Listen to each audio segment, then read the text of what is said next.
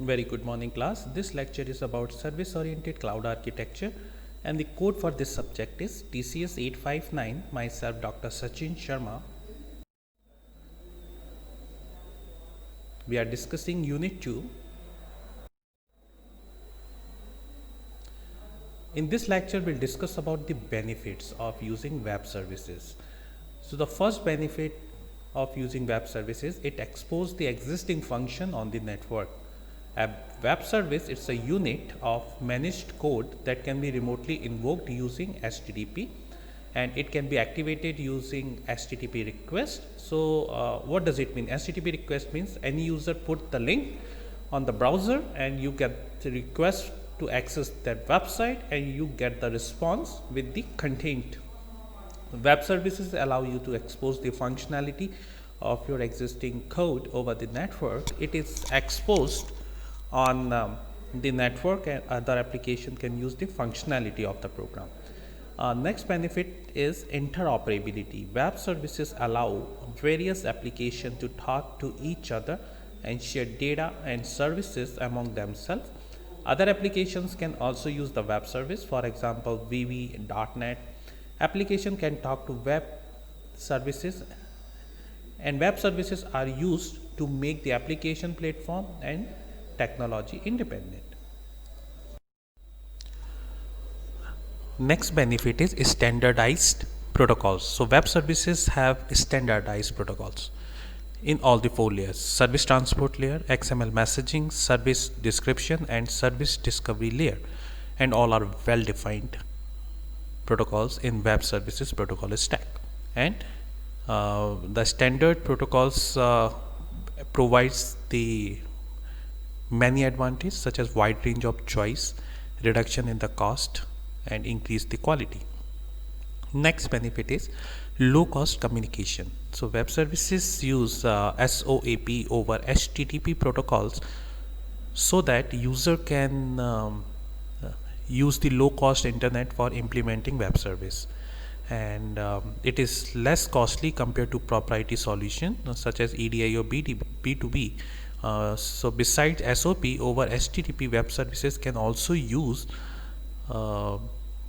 as a transport mechanism such like FTP, that you must be familiar about this file transfer protocol. There are a few characteristics of web services. XML based. So web services use XML at data representation and data transport layer, and all the components are loosely coupled. So a consumer of web service is not actually tied to each other, and there are few interfaces that can change over the time without compromising the client ability to interact with the service. If a system is tightly coupled, then there must be some logic between client and server, so that if any interface require changes or any function require changes, and if it is loosely coupled, so any changes can be done easily, and that will easily reflect on the client side.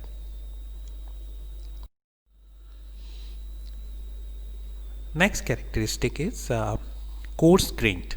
So object oriented technologies such as Java expose their services through individual methods, and building a Java program from scratch require a creation of several fine grained methods, and then it's composed into a coarse grained service that is consumed by either client or another service.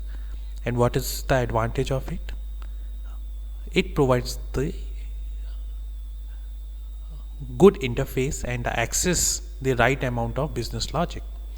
The next feature is ability to be synchronous and or asynchronous. Synchronous refers to the binding of a client to the execution of service, and where the client blocks and wait for the service to complete the operation.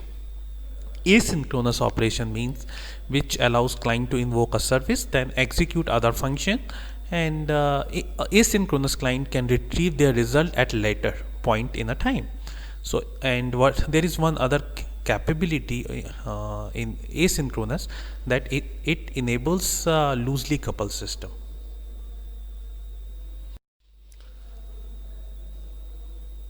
Next feature is support remote procedure call, RPC.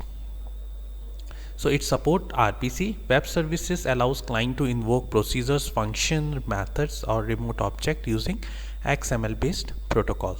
There are many enterprises are involved in that: Java Beans, .NET components, and both technology they are distributed accessibly through a variety of RPC mechanisms.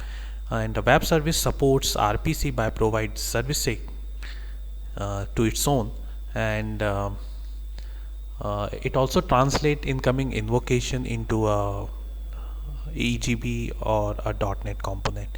There is another feature characteristic of web service that support document exchange.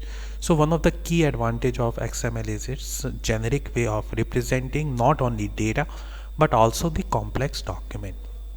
Because of this visibility, XML is used for web services.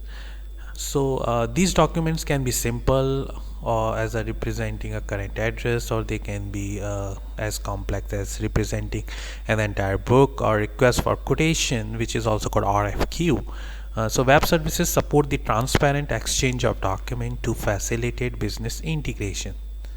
So these are the features of web services. So that's it for today. I hope you have enjoyed the lecture. Thank you.